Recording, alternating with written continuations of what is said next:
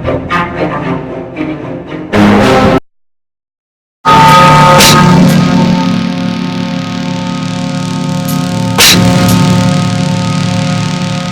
Rian, About.com interview.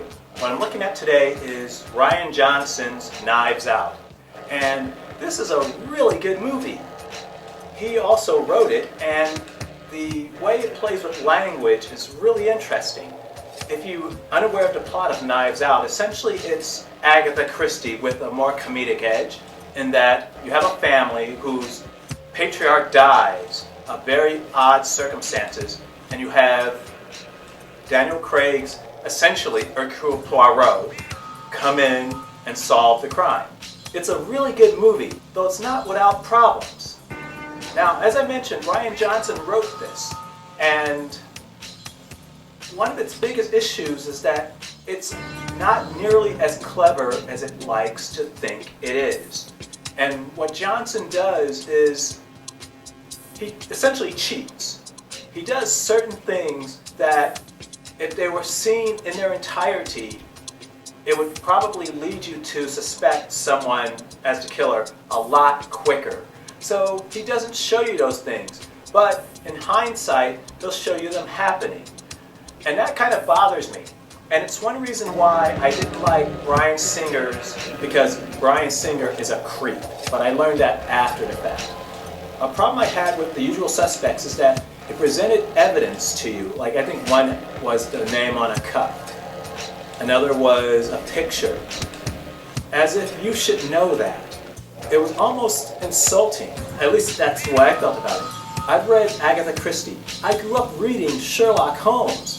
I love detective fiction. I was weaned on this stuff. And what good writers do is that they give you the information that will enable you to make a decision. They just ask that you pay attention and look at the details, but they don't cheat. Bryan Singer in The Usual Suspects cheated a lot. I can't stand that movie.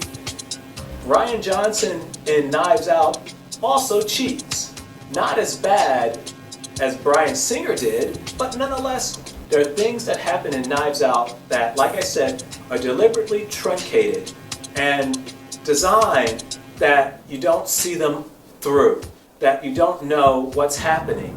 And I think of that as cheating. I mentioned I've read books, Sherlock Holmes, Agatha Christie, and the thing is about Agatha Christie, if you read any of her books, and I suggest you do, by the way, she's really good. The thing is, she gives you all the information you need to determine who is the killer. She gives you all those little details, and you have to kind of figure out what's going on. She doesn't cheat. She doesn't leave out important information with the assumption that you would somehow know that. And that's, Rian Johnson does it at least twice here. Knives Out is also a bit long. The cast is great. And if some of these people don't get Academy Award nominations, particularly Daniel Craig, but a few others as well, I'd be really shocked. It's such a well-acted movie. But the thing is, it feels a lot longer than it is. The showing that I saw started at 7:50 pretty promptly. I think I got out of there at about 9:30-ish, give or take. It feels long. And that's because it's a lot of talking. The movie is all dialogue, and that's fine. But you have to keep people engaged. There's a sameness to this movie that's grating. If it were cut by, let's say, 15 or 20 minutes and tightened up, I would think you would actually have a much better movie. And though those are relatively minor points to the original one I mentioned, this movie thinks it's much more clever than it actually is. There's one example, the linchpin the whole movie revolves around, in fact, that I would love to tell you about because it illustrates my point. Rian Johnson is a pretty bright guy, and he's a good director. Last Jedi wasn't a badly directed movie. It just wasn't a very faithful Star Wars movie.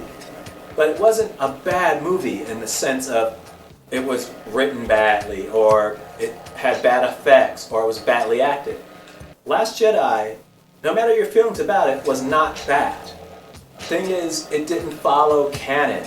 It didn't follow these characters we've known for decades in some instances. So that's a problem.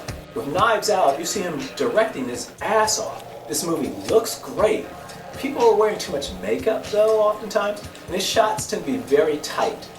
So the makeup, particularly on women, doesn't really look great. They look like they're wearing makeup at all times. It's kind of irritating, but that's minor. In summary, Knives Out is a lot of fun, entertaining, a real interesting whodunit, though it cheats at certain points. It's a bit too long, and Rian Johnson is just not as clever as he thinks he is. Would I suggest you see it? Sure. It's worth watching. It's actually fun. But it's too much of a good thing in a way. And if it were shorter, it would be a much better movie. But on whole, it's an enjoyable movie, just not as good as it perhaps could be. This is Brian with ScreenFiles.com and Review.